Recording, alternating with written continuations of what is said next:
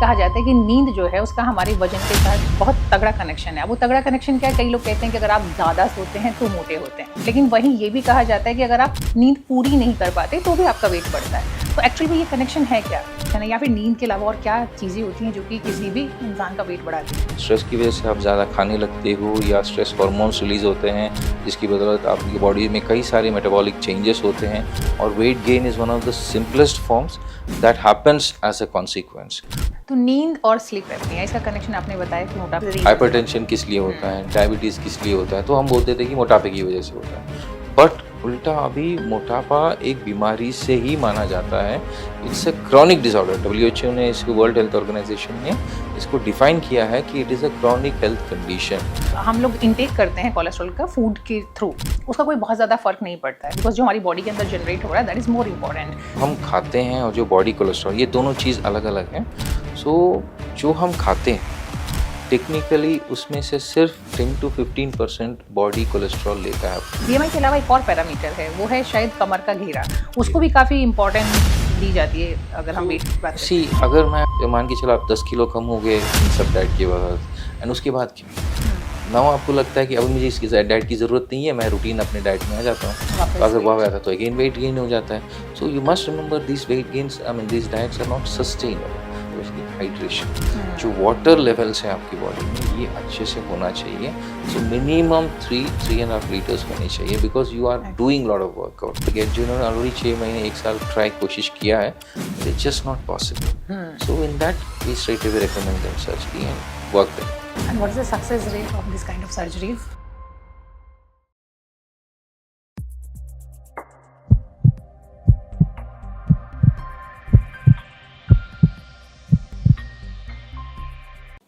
जब भी हम वेट लॉस की बात करते हैं तो हम सबसे पहले बात करते हैं डाइट की, हम बात करते हैं एक्सरसाइज की, और भी कुछ चीज़ों की बात होती है, लेकिन एक और चीज़ है जिसे हम नज़रअंदाज कर देते हैं, वो है नींद। नींद का हमारे वजन के साथ क्या कनेक्शन है, आज इस बारे में हम बात करेंगे डॉक्टर हेमंत कुमार के साथ। डॉक्टर हेमंत सीनियर सर्जन हैं, साथ ही साथ फिलहाल सीनियर डायरेक्टर हैं GI minimal access and bariatric surgery department में फोर्टिस हॉस्पिटल के साथ। बहुत लंबा एक्सपीरियंस है उन्हें, वो हमें बताएंगे कि नींद का क्या कनेक्शन है हमारे वेट के साथ। साथ ही साथ ये भी बताएंगे कि अगर किसी को स्नोरिंग यानी खर्राटे की प्रॉब्लम है तो वो ना सिर्फ हमारे वेट को बढ़ा सकता है, साथ ही साथ बहुत सारे दूसरे हेल्थ इश्यूज हैं जो हमारे सामने ला सकता है। सर बहुत बहुत स्वागत है आपका। नमस्ते, गुड इवनिंग। डॉक्टर साहब ये बताएं कि अक्सर ये कहा जाता है कि नींद जो है उसका हमारे वजन के साथ बहुत तगड़ा कनेक्शन है। वो तगड़ा कनेक्शन क्या है, कई लोग कहते हैं कि अगर आप ज़्यादा सोते हैं तो मोटे होते हैं, लेकिन वहीं ये भी कहा जाता है कि अगर आप नींद पूरी नहीं कर पाते तो भी आपका वेट बढ़ता है। तो एक्चुअली ये कनेक्शन है क्या? सो इसमें जैसे आपने 2 अलग अलग किस्से बताए हैं। एक जो वेट जिसकी ज़्यादा होती है, ओबेसिटी बोलते हैं, उसमें जैसे मैंने बताया ऑब्स्ट्रक्टिव स्लीप एपनिया होता है। इसमें क्या होता है कि कराटे मारना, एकदम से बैठे बैठे नींद आना और ब्रेथलेसनेस होना यानी सांस ना ले पाना, ये सारी चीज़ें जुड़ी हुई होती हैं, जिसकी बदौलत मेडिकल ट्रीटमेंट पेशेंट को लेना पड़ता है और इससे उनको काफ़ी सफरिंग होती है अपनी लाइफ में, एक नॉर्मल ज़िंदगी से जी नहीं पाते हैं। ऑन द कॉन्ट्ररी, जो दूसरा हिस्सा आपने बताया है जिसको हम स्लीप डिप्रिवेशन बोलते हैं, या आप कहेगा कि इंसोम्निया या जो भी है जिस स्ट्रेस की वजह से हो, ये सब उल्टा आपको वेट गेन कराता है। हाउ? स्ट्रेस की वजह से आप ज़्यादा खाने लगते हो या स्ट्रेस हार्मोन्स रिलीज होते हैं, जिसकी बदौलत आपकी बॉडी में कई सारे मेटाबॉलिक चेंजेस होते हैं और weight gain is one of the simplest forms that happens as a consequence. तो दोनों तरीके से एक ह्यूमन बीइंग इफेक्ट होता है because of this weight factor, और वो एक साइकिल है पूरा। आपका वेट गेन होता है, आपको वैसे इंसोम्निया होता है, आप उसकी बदौलत ज़्यादा खाने लगते हो, आपका वेट गेन हो जाता है। So the cycle keeps continuing and एक लूप की तरह वो चला जाता है, and patients have lot of problems which they come for medical help. ये जो स्लीप एपनिया के आप अभी मुझे बता रहे थे, अभी रिसेंटली मैंने एक केस ऐसा पढ़ा था न्यूज़पेपर में। उसमें कोई एक सज्जन थे जो बाइक चला रहे थे और फिर वो अचानक से उनको नींद आ गई और मतलब हालांकि एक्सीडेंट तो नहीं हुआ, लकीली वो बच गए, लेकिन वो ही जस्ट फेल डाउन। तो ऐसे केसेस भी आते हैं आपके सामने? बहुत सारे केसेस आते हैं, to be very honest with you. वैसे कि जो केसेस आते हैं, जैसे बाइक हो या कार हो, चलाते चलाते ना उनको एकदम से नींद आ जाती है and they don't realise it, ठीक है, and then just fall asleep या एक्सीडेंट्स हो जाते हैं, एंड देन वेरियस रीजन से वो हमारे पास आ जाते हैं for medical help.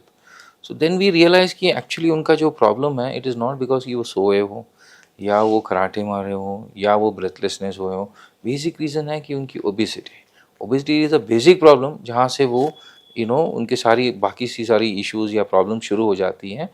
And instead of just symptomatically treating, यानी आप उनकी जो नींद को ठीक करने की कोशिश करो, आप उनको होलिस्टिक यानी उनकी जो जिस वजह से ये हो रहा है उसको अगर आप ट्रीट कर रहे हो तो ज़्यादा फ़ायदा होता है पेशेंट का। वरना वो दोबारा से बाइक में चला जाएगा, दोबारा सो जाएगा, दोबारा एक्सीडेंट हो जाएगी उसकी। तो ही हैज़ टू इंश्योर कि he has to take care of that.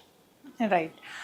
But ये तो हुआ एक्सट्रीम केस जहाँ हम ओबीज की बात कर रहे हैं, लेकिन अगर हम नॉर्मल थोड़ा वेट एक्स्ट्रा जो होता है, जैसे थोड़ा मोटापे की तरफ लोग होते हैं, तो उन केसेस में भी नींद का कितना कनेक्शन है, या फिर नींद के अलावा और क्या चीज़ें होती हैं जो कि किसी भी इंसान का वेट बढ़ाती हैं? पहले हमें पूरा कंसेप्ट जानना होगा, जिससे हम ये मोटापा होता क्या है, अब किस कंडीशन को हम मोटापा बोलते हैं, या कौन मोटापे में आ जाता है। क्योंकि हर कोई जो मानता है वो मानता है कि मैं तो हेल्दी हूँ, मैं तो ठीक खाता हूँ, मैं तो बाहर का नहीं खाता हूँ, मैं तो फ्राइड चीज़ें नहीं खाता हूँ।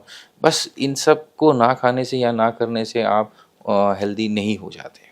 तो जैसे एक मोटापा यानी ओबेसिटी आजकल माना जाता है it's a chronic disease, it's a disease in itself and it is not a causative factor. पहले हम बोलते थे कि एक कॉजेटिव फैक्टर है हर बाकी बीमारियों के लिए, जैसे हाइपरटेंशन हो गया, डायबिटीज़ हो गया, ओएसए हो गया। बट अभी ऐसा नहीं मानते, अभी हम मानते हैं कि ये इटसेल्फ एक बीमारी है जो बाकी बीमारियों का जड़ है।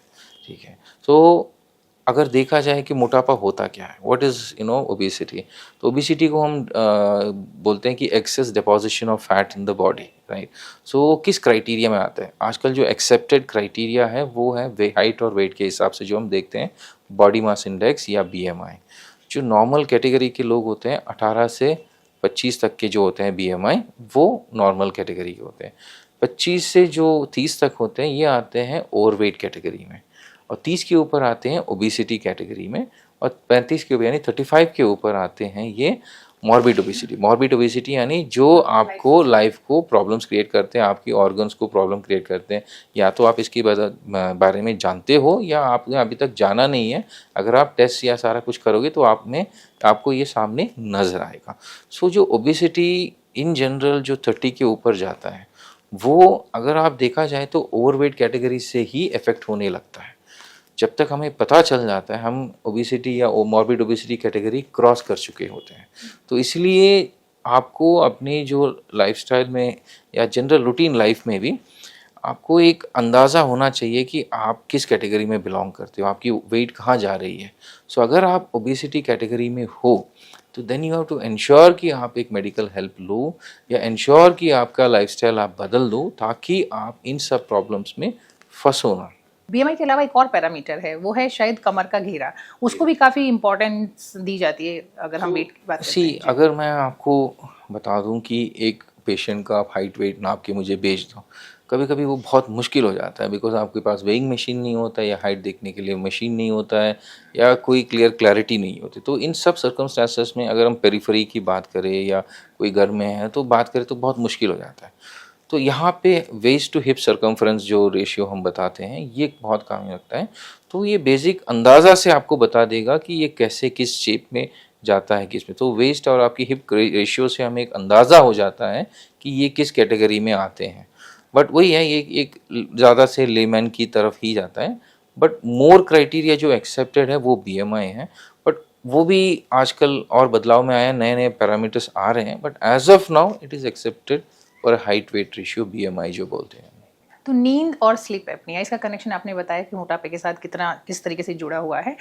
एक और चीज़ है वो है लाइफस्टाइल बीमारियों की। अगर हम बात करें, खासकर डायबिटीज़ की बात करें या फिर बीपी की बात करें, हाइपरटेंशन की बात करें, तो उनका भी कनेक्शन है क्या वेट गेन के साथ प्लस नींद के साथ? आई मीन ये पूरा मेरे हिसाब से तो एक चक्र है, एक साइकिल है जो लूप में बता रहा था आपको। बिल्कुल, जैसे मैंने आपको पहले कहा था, बहुत टाइम तक माना जाता था कि ये जो ओबेसिटी है हर पॉजिटिव फैक्टर है। पॉजिटिव फैक्टर जैसे हम बोलते हैं कि हाइपरटेंशन किस लिए होता है, डायबिटीज़ किस लिए होता है, तो हम बोलते थे कि मोटापे की वजह से होता है। बट उल्टा अभी मोटापा एक बीमारी से ही माना जाता है।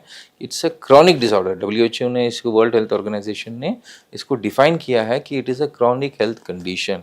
सो एक पूरा का पूरा बीमारी है जिसकी बहुत सारे पॉजिटिव फैक्टर्स है।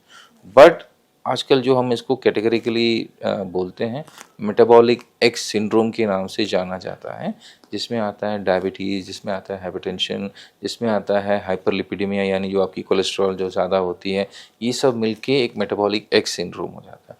बट मेटाबॉलिक एक्स सिंड्रोम का प्रॉब्लम क्या है? प्रॉब्लम ये है कि आपकी high rates of cardiac diseases, cardiac deaths, stroke, cancers, ये सारी चीज़ें बहुत इसमें ज़्यादा रहती हैं और इसी की वजह से उनको ये प्रॉब्लम होता है।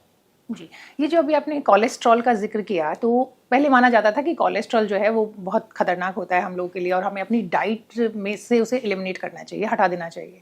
लेकिन रिसेंटली कुछ स्टडीज़ भी आई और ये माना गया, जितने भी बड़े डॉक्टर्स हैं, एक्सपर्ट्स हैं, वो सब कह रहे हैं कि आपका जो हम लोग इंटेक करते हैं कोलेस्ट्रॉल का फूड के थ्रू, उसका कोई बहुत ज़्यादा फ़र्क नहीं पड़ता है, बिकॉज जो हमारी बॉडी के अंदर जनरेट हो रहा है दैट इज़ मोर इम्पॉर्टेंट।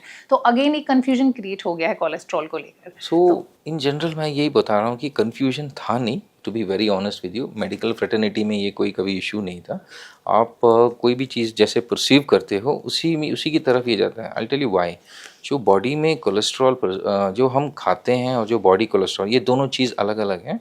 सो जो हम खाते हैं टेक्निकली उसमें से सिर्फ 10 to 15% बॉडी कोलेस्ट्रॉल लेता है अपने अंदर, राइट। बाकी 85 to 90% उसको लेता नहीं है। बाकी जो 80 to 85% का प्रोडक्शन होता है वो बॉडी खुद बनाता है कोलेस्ट्रॉल का। कोलेस्ट्रॉल भी बॉडी के लिए ज़रूरत है, सेल मेम्ब्रेन इन सब के लिए ना बहुत सारा इंपॉर्टेंट है कोलेस्ट्रॉल भी। सो 80 to 85% बॉडी खुद बनाता है। वो बनाता है आपकी ऑयल्स, जो फैटी फूड आप खाते हो, ऑयल से खाते हो, वो उससे बनाता है। अगर आप ज़्यादा फैटी इंटेक आपका है, ज़्यादा फ्राइड इंटेक है या ज़्यादा शुगर लेवल का फूड्स हैं, तो बॉडी इसको कोलेस्ट्रॉल के में कन्वर्ट करता है और ये कोलेस्ट्रॉल डिपॉजिट्स होते हैं आपके ब्लड वेसल्स में सारा कुछ। सो दो हिस्से में भी जो भी बात करते हैं, जो भी दोनों सही है कि आपका कोलेस्ट्रॉल इंटेक भी कम होना चाहिए, क्योंकि now we are targeting that 10-15%।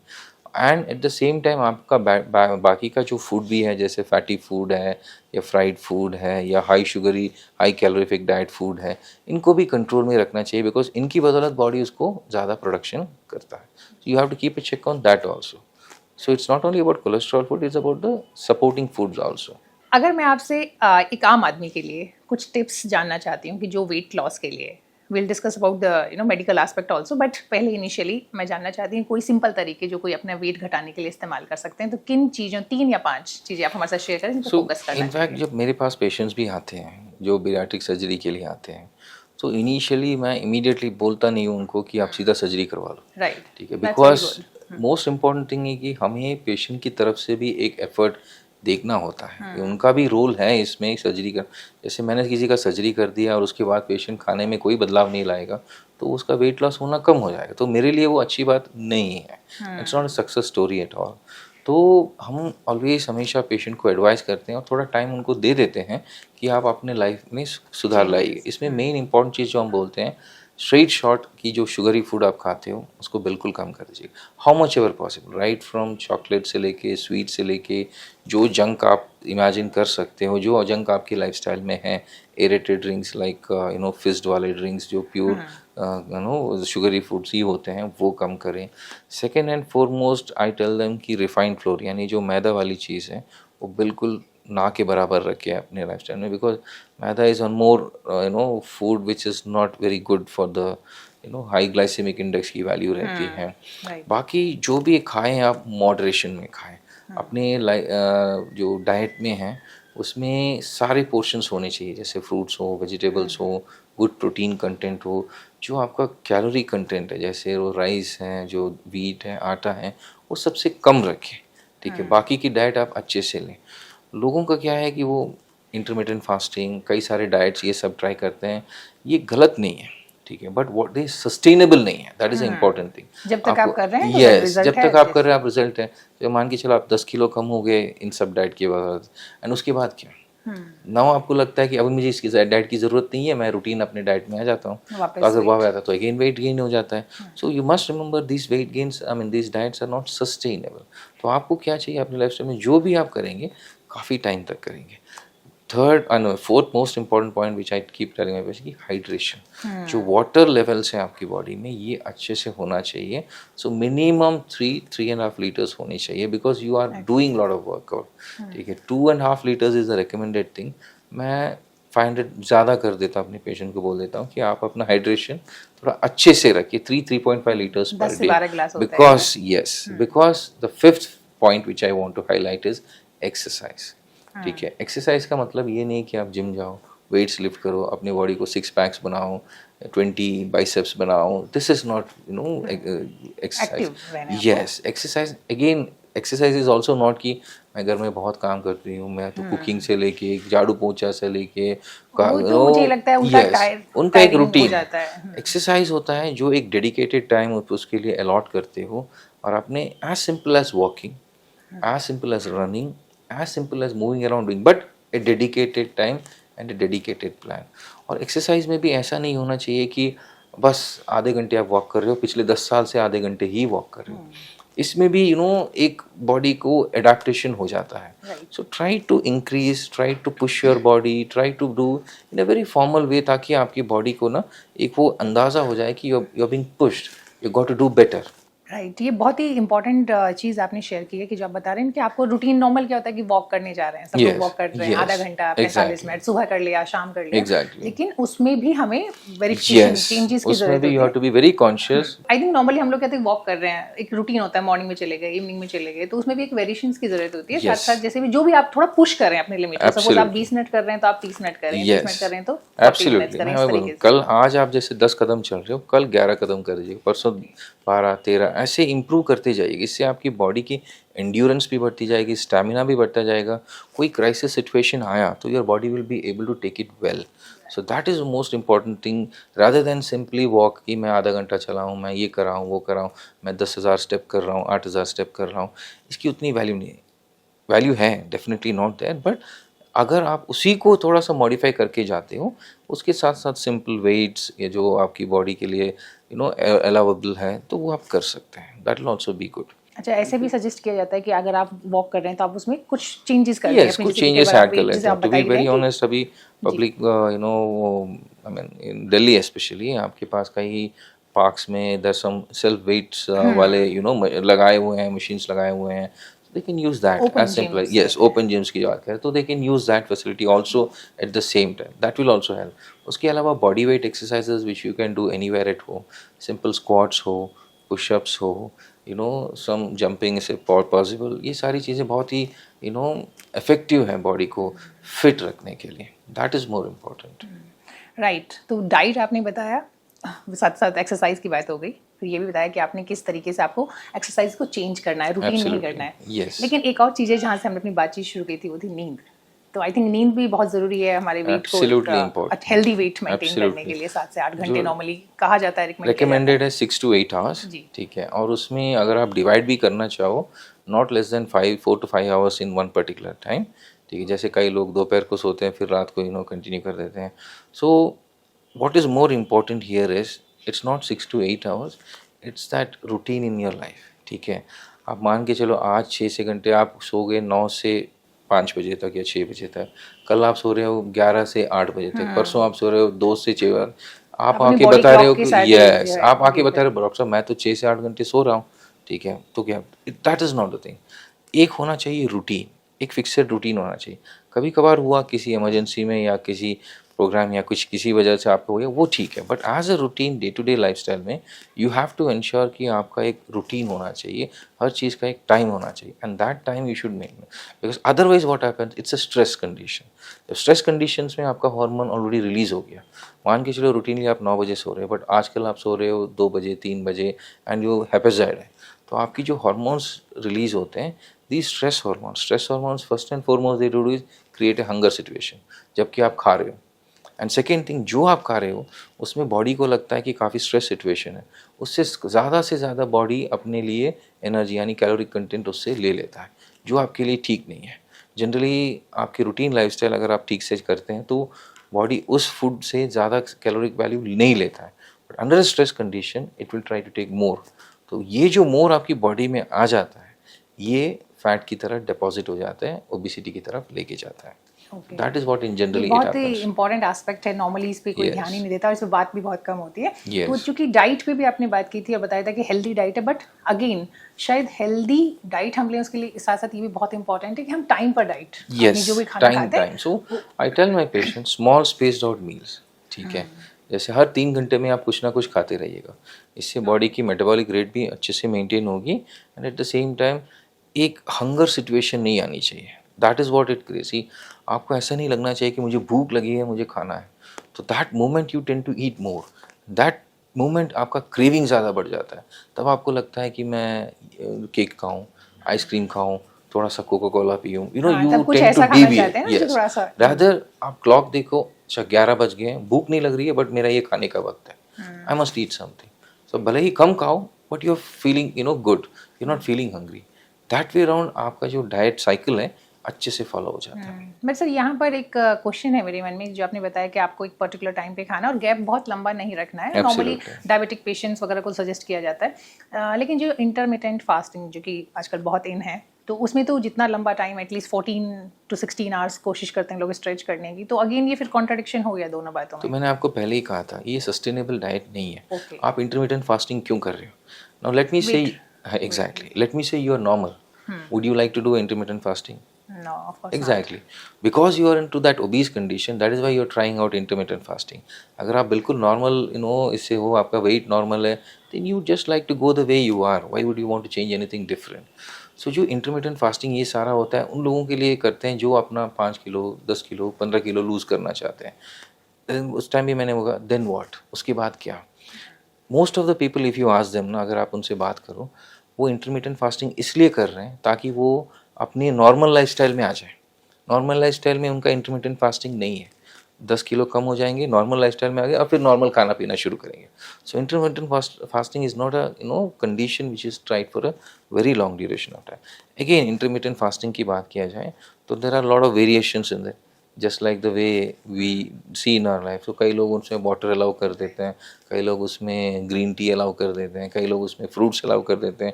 How you take is different. So उनका बेसिक फंडा ये होता है 4 hours 6 hours you eat whatever you want, eat In to the that max. particular window. Yes, and then you keep yourself fasting, maybe with water, without water, ये सारी. So honestly I tell my patients, if it helps you, well and good, but you should know that is not normal. ठीक है, you are pushing your body to certain limits. So you have certain targets, certain things to maintain. See कई reasons से हम, एक तो weight loss हो गया, एक तो sugar control के लिए हो गया, or you want to be off medicines, so you try keto diet है, ये diet है, Mediterranean diet है. So lot of diets you try, what suits you well and good. But eventually most of them क्या 100% of them want to come back to their regular lifestyle, regular way of eating, regular diet. So eventually you are going to come back to that. That is what even a bariatric surgery attains. So even bariatric surgery में भी करने के बाद people tend to eat. That's a different thing, but they cannot eat.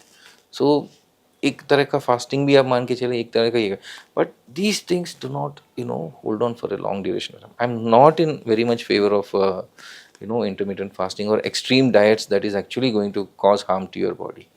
Actually weight loss के साथ सबसे बड़ा issue ये है कि लोगों को मैजिकल रिजल्ट्स चाहिए. यस, ठीक है, उनको लगता है कि फटाफट कुछ कर लें, 1 महीने के अंदर 4-5 किलो वजन किसी तरह से घट जाए, और फिर वही होता है कि फिर वापस आ जाता है वो वेट. जैसे कि आपने बताया ना कि रूटीन लाइफ पे आप लौटे, आपका वेट भी वापस लौटा और फिर आप डिसहार्टेंड हो जाते हैं.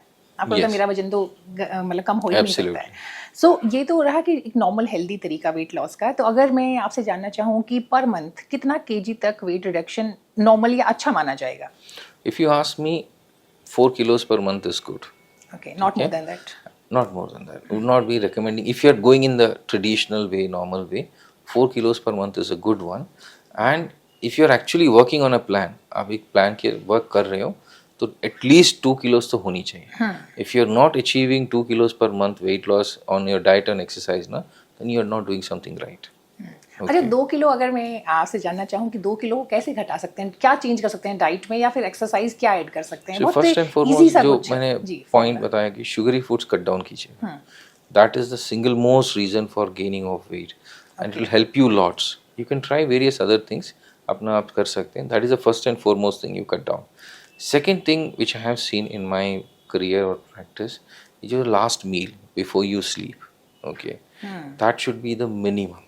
ओके। ओके, हमारे लाइफस्टाइल में क्या होता है कि most of the day we struggle. आजकल we run out of how much very early time, we don't have a proper diet और a breakfast, and then lunch भी हैपेसाइड हो जाता है because we are on the रात में move, फिर on the run, exactly at the same time कर रहे हैं। So when we come back home we look forward to one fair meal, proper meal which we call, जिसमें कि हम बैठ के आराम से चैन से खा सकते हैं। Now if I tell my patient कि वो मील आपको नो छोड़ना पड़ेगा, they are not very happy with it. That meal they want proper, because they are sitting at home, relaxed, they know they are not going out anywhere, they can be with the family, everything. So that is where all the problem happens. So if you can cut down on that diet, ensure that you can be in a healthy way there, I ensure you it will be really good. Along with that, jo adequate hydration, having a good amount of sleep, good exercise, this will help you for sure. कई लोग ये भी अक्सर पूछते हैं कि क्या sleep apnoea को बिना किसी दवाई के, बिना किसी सर्जरी के, बिना किसी चीज के घर पे भी ठीक किया जा सकता है? सो सी स्लीप एपनिया के बहुत सारे रीजंस हैं, let me B very honest with you. One of the reasons is obesity, जो हम आज बात कर रहे हैं कि कई सारे रीजंस हैं। सो फर्स्ट ऑफ ऑल उनको एक इवेल्यूएट करना पड़ेगा बाय अ पल्मोनोलॉजिस्ट। पल्मोनोलॉजिस्ट का इवेल्यूएशन बहुत ज़रूरी है देखने के लिए कि किस कारण से है। अगर कोई मेडिकल रीज़न है, अगर कोई सर्जिकल रीज़न है, तो it has to be taken care of that. But अगर वो इडियोपैथिक यानी मोटापा एक रीज़न है या जिसका कोई कारण नहीं है, तो natural way of losing weight that helps a lot. अगर आपने वेट लॉस किया उससे काफ़ी हद तक बेनिफिट हो जाएगा, but we need to still see कि किस रीज़न से वो है। That is how the treatment of OSA is done. So एक ऑन द ब्रॉड एस्पेक्ट माना जाए कि हम ये ऐसे करने से ये हो सकता है, ट्राई तो कर ही सकते हैं, there is no harm in that. Obviously alternate medical, like जैसे होम्योपैथी हो, Ayurveda हो, साइंस हो, so they also have lot of remedies for that, can always be tried.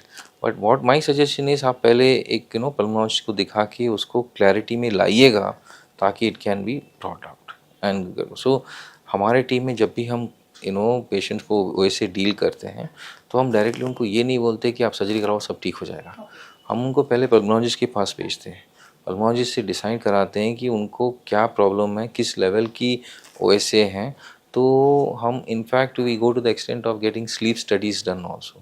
तो स्लीप स्टडीज़ डन करने के बाद जब उनका वो फाइनल ये होता है कि ओके इसको ऐसे ऐसे ज़रूरत है, एंड देन वेट लॉस की हम उनको ऑप्शन देते हैं, और उस वेट लॉस को हम सर्जरी की या किसी ज़रिए से करा के करते हैं। तो यस, इन पेशेंट्स में काफ़ी बेनिफिट होगा without any medical or surgical therapy. Otherwise they need medical help because OSA is a severe condition। जैसे आपके सामने बैठे बैठे कोई सो जाए या ब्रेथलेस हो जाए या उनका सैचुरेशन फॉल हो जाए, sometimes it can be a very dangerous condition. अगर स्नोरिंग या फिर स्लीप एपनिया या कोई और मेडिकल कंडीशन का रीज़न ओबेसिटी है, तो किस केस में आप सजेस्ट करते हैं कि आप सर्जरी की ज़रूरत है, आप सर्जरी में काम नहीं चलेगा? Okay, so see, just because of fat, just because you're obese या just because you have a lot of fat in your body, इसका मतलब ये नहीं कि आप सर्जरी की तरफ ध्यान देंगे। जैसे आपने पूछा, एक सर्जरी की एक क्राइटेरिया भी होती है जो आजकल हम फॉलो करते हैं, इंटरनेशनल और ये एशिया स्पेसिफिक ऑल्सो। तो इसमें जो वेट 35 यानी BMI 35 के ऊपर है ओबीस लोगों का, उसमें हम कंसिडर करते हैं along with हम लोग कोई कोमोर्बिडिटीज पैरामीटर, जैसे को डायबिटीज़ हो, हाइपरटेंशन हो, हाइपरलिपिडीमिया हो, OSA हो, ऑस्टियोआर्थराइटिस भी हम देखते हैं। ये सारी कंडीशन अगर देखा जाए तो इन सारे कंडीशंस के साथ साथ हम उसको वो भी करते हैं सर्जिकल कंडीशंस में, जो सर्जरी के लिए फिट है या सर्जरी के लिए लीग में आ जाते हैं। Otherwise we still recommend them to basic things of weight loss, that is diet restriction या diet जो भी कहिएगा, and exercise, we put them into that program। and generally हम लोगों के पास जब पेशेंट्स आते हैं थोड़ी हेजिटेंसी होती है जब हम उनको सर्जरी के बारे में बात करते हैं, तो वी टेल देम कि आप अपने आप को टाइम दो, 6 months 1 year, you take your time and you follow in this schedule and then you can go about। and there are another set of patients whom we get जिन्होंने already 6 महीने 1 साल try कोशिश किया है, but it's just not possible। So in that we straight away recommend them surgery and work them up। And what is the success rate of this kind of surgeries? So generally it's 100% if you ask me, because मैंने ऐसा कोई I've been operating for the last 10 years, 10 to 12 years now। मैंने अपनी career में कभी एक ऐसा case नहीं देखा जहाँ पे वेट लॉस बिल्कुल नहीं हुआ है। Okay. You have the first 3-4 months which is we call as a honeymoon period, जहाँ पे वेट लॉस बड़ी अच्छी से हो जाती है, यू फील कि बहुत अच्छा, and then it comes to a stable period for the next 1 year वह थोड़ी बहुत एफर्ट आपकी साइड से भी लगती है। सो द पेशेंट्स की जो मोटिवेशन लेवल है वो इम्पॉर्टेंट हो जाता है हमारे लिए। जो पेशेंट्स ऑलरेडी सर्जरी से पहले डाइट रिस्ट्रिक्शन एक्सरसाइज सब कर चुके होते हैं and are motivated towards their plan, excellent results we get. But जिनका जो मोटिवेशन नहीं होता है, उनको जिनको लगता है कि हम सर्जरी करेंगे उसके बाद फिर से खाना पीने लगेंगे, उनमें हमने देखा है कि ज़्यादा सक्सेस नहीं रहता। Initially they lose weight, then they tend to regain weight. Surgically भी बात किया जाए, देखिएगा जब हम बेरियाट्रिक सर्जरी की बात करते हैं, it's not one single surgery, उसमें कई सारे सर्जरीज हैं जो एक टॉपिक के अंडर है, और हर पेशेंट्स के लिए अगर जाना जाए तो अलग अलग है। ठीक है, जैसे स्लीव है, सिंगल एनास्टेमोसिस बाईपास है, गैस्ट्रिक बाईपास है, डियोडनोजिजिनल बाईपास है, आइलियल इंटरपोजिशंस हैं, सो बिलियरी पैंक्रेटियो डाइवर्शन है। ये सब 7-8 मैं सर्जरी के नाम बता रहा हूँ जो बेरियाट्रिक सर्जरी के अंडर आता है। सो अगर आप सबके लिए एक ही टाइप की सर्जरी करोगे तो आपका सक्सेस रेट नहीं होगा। हर पेशेंट का एक क्राइटेरिया होता है, हर पेशेंट का एक मोटिवेशनल लेवल होता है, हर पेशेंट का एक लाइफस्टाइल होता है, हर पेशेंट का एक एटीट्यूड टुवर्ड्स लाइफ होता है। वो हम पहले ही सर्जरी से पहले ही जान लेते हैं। जैसे फॉर एग्जांपल, क्या ये वोरेशियस ईटर है कि नहीं, क्या ये सर्जरी के बाद मोटिवेटेड रहेगा नहीं। कई रीजंस की वजह से लोग सर्जरी कराते हैं, if I can tell very honestly, जैसे शादी से पहले, कंसीव करने के लिए, कई रीजंस, मेडिकल हेल्प के लिए, इन सब रीजंस की वजह से है। तो जैसे फॉर एग्जांपल अगर कंसीव करने के लिए दे आर लूजिंग वेट, आपको पता है कि प्रेगनेंसी में वेट गेन हो जाता है, so they are bound to gain the weight, so उनके लिए एक अलग सेट ऑफ सर्जरीज होता है। So we see all this criteria before we actually decide on the surgery. तो एक सक्सेस रेट के लिए ये सब ऑलराउंड होना बहुत ज़रूरी है। So if you are conscious, if you are making a good effort to it, and आप अपनी एक सिचुएशन या अपने पेशेंट को अंडरस्टैंड करते हो, उसकी जो लाइफस्टाइल है, उसकी जो बैकग्राउंड है वो अंडरस्टैंड करते हो, then you are bound to get excellent results, and I would say as close as 100%. Right. Normally कितना खर्चा आ जाता है इस सर्जरी पर? So it depends, varies. नहीं, Again, just like rough idea. and a rough idea, it costs around 3 to 4 lakhs के आसपास ये कॉस्ट करता है। और उसके साथ साथ कई एडिशनल फैक्टर्स भी होते हैं, कितना फिट है पेशेंट, कितना क्या उसको और एडिशनल कुछ ज़रूरत तो नहीं पड़ेगी, तो उसके according, but around 3 to 4 lakhs के आसपास ही कॉस्ट करता है। एज लिमिट भी है? एज लिमिट भी है, 18, generally 18 years to about 50-60 years के आसपास हम जाना था। But at the same time, like I told you, it can be changed. अगर हमें लगता है कि इस प्रोसीजर से जो वेट लॉस उनकी लाइफ में होगी और उनकी जो लाइफ में कोई चेंजेस आ जाएगा, it will be better for them. So एक और क्राइटेरिया फैक्टर है जो हम हमेशा बोलते हैं, क्वालिटी ऑफ लाइफ। ठीक है, अगर एक इंडिविजुअल का क्वालिटी ऑफ लाइफ इम्प्रूव होगा, then there is no way we can restrict to a certain age group and keep it at that, because people are living longer now, and people at a very younger age group are getting into obesity. As young as 10 years, 14 years, you can see all over the world people are just into obesity और इतना weight gain कर चुके हैं कि they are not even able to get up from their bed. And if we can say that this surgery will ensure उनकी थोड़ी बहुत lifestyle better हो जाएगी, why not? So then और ये हॉस्पिटल में स्टे कितने दिन का होता है? कितने दिन के बाद नॉर्मल लाइफ कोई लीड कर सकता है? So generally they stay in the hospital for 3 to 4 days। ठीक है, पोस्ट सर्जरी, क्योंकि अभी लैप्रोस्कोपिक या रोबोटिक हम सर्जरीज करते हैं, जिसमें मिनिमल की होल के ज़रिए हम लोग स्मॉल इंसिजन के ज़रिए करते हैं। पेशेंट्स को जनरली हम कैथेटर्स, पाइप्स, ट्यूब्स कुछ डालते नहीं हैं। So they get up, they walk 2-3 hours of the surgery. If they have been doing so, they can move around, they can walk around, they can do their routine aspect themself. But थोड़ा adjust करने के लिए they stay in the hospital for at least 3 to 4 days। मगर एक routine lifestyle में उनको आने के लिए it takes about 10 to 15 days for sure adjust, because उनका हम इनिशियली लिक्विड डाइट पे रखते हैं, उसके बाद then we change the diet to semi solids and then they eat normal food. So this transition happens over a period of 20 to 30 days। इसी बदौलत उनको थोड़ा अपने रेगुलर लाइफस्टाइल में आने के लिए टाइम लगता है। But it again, like I told you, it depends on the motivation of the patients. कई लोग तो 3rd-4th day they are back into their routine, कई back by 1 week, so on average 10 to 15 days it takes। तो sir surgery के बाद कितने दिन में सीपैप मशीन जो है वो हटा ली जाती है मरीज से, और साथ ही साथ वो खर्राटे, अगर हम बात करें, स्नोरिंग की बात करें, तो स्नोरिंग में कितने दिन में आराम मिल जाता है? सो बेसिकली आप ये जानना चाहते हो कि सर्जरी के बाद ओएस से कितनी जल्दी राइट पेशेंट राइट। से दूर भाग जाती है। तो जो सबसे बेस्ट इफेक्टिव मैंने अपने पेशेंट में देखा है कि मेरे पेशेंट को करीबन 2 से 3 हफ्ते में ही ये इफेक्ट हुआ है। सो इमीडिएटली आफ्टर सर्जरी जब वो सर्जरी से बाहर निकलते हैं, एनेस्थीसिया से बाहर निकलते हैं, हमें उनको बाईपैप या सीपैप देना पड़ता है टू एंश्योर दैट कि वो उनकी हेल्थ को इफेक्ट ना करे। बट ये जो है सबसे इम्पॉर्टेंट चीज़ है कि ओएस से सबसे फास्टेस्ट रिलीफ होता था इस सर्जरी से। सो 2 to 3 वीक्स के बाद ही they are off machines. I have not seen one single patient of mine जो 3 महीने के बाद भी सीपैप या बाईपैप यूज़ कर रहा हो, जो ओएस से ओबेसिटी की वजह से उनकी लाइफ में है। So for sure you can be rest assured on this matter कि CPAP and BiPAP machines will go off at the earliest and will be the first thing that will go off from their life after surgery. तो देखिए, हमने बात की wait loss के बारे में, healthy तरीका क्या है, वेट आप कैसे मेंटेन कर सकते हैं वो भी बताया, डाइट में क्या चेंजेस होने चाहिए, लाइफस्टाइल में क्या बदलाव होने चाहिए, साथ ही साथ अगर आपको ज़रूरत है तो आपको अगर सर्जरी की भी ज़रूरत है तो वो उसमें भी आप जाकर बात करें अपने एक्सपर्ट से। तो मैं चाहती हूँ कि आपका कोई मैसेज हो कैसे वो हेल्दी लाइफस्टाइल, हेल्दी वेट दोनों को मेंटेन कर सकें, उसके लिए एक मैसेज आप हमारे व्यूअर्स को दें। सो व्यूअर्स को मैं यही बोलना चाहूँगा कि to have a healthy lifestyle, first आपको जानना होगा कि आपके लिए क्या हेल्दी है, क्या हेल्दी नहीं है। First a diet consciousness should be there कि आपको लाइफस्टाइल में आपकी लाइफस्टाइल क्या है और आप इस लाइफस्टाइल में कैसे इसको बरकरार रख सकते हैं।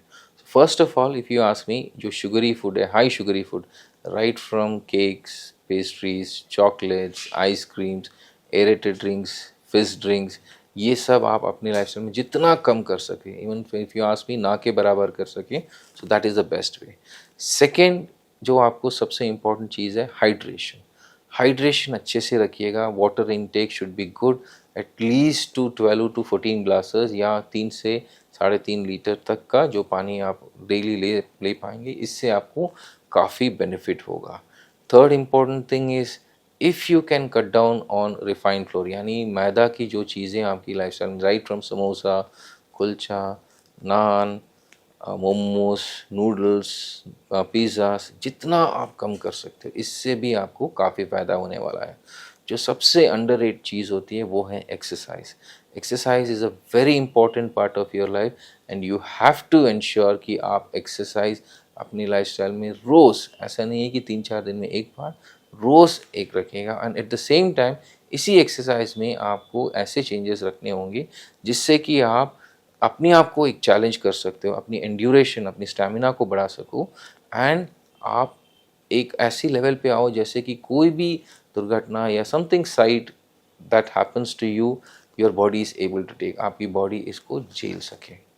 This would be the best advice that I can give you at this point of time. बाकी you have to keep a check on your weight, keep a regular follow with your doctor, अपने test regularly कर लीजिएगा। I recommend once in 2 years at least for youngsters around 40 to 50 years of age. Beyond 50, 60, every year get your health checkup done. That will save you and that will help you a lot. That would be my advice. जी, thank you so much doctor साहब, हमसे जुड़ने के लिए, अपना वक्त हमें देने के लिए। Thank you so much. Thank you. Thank you very much.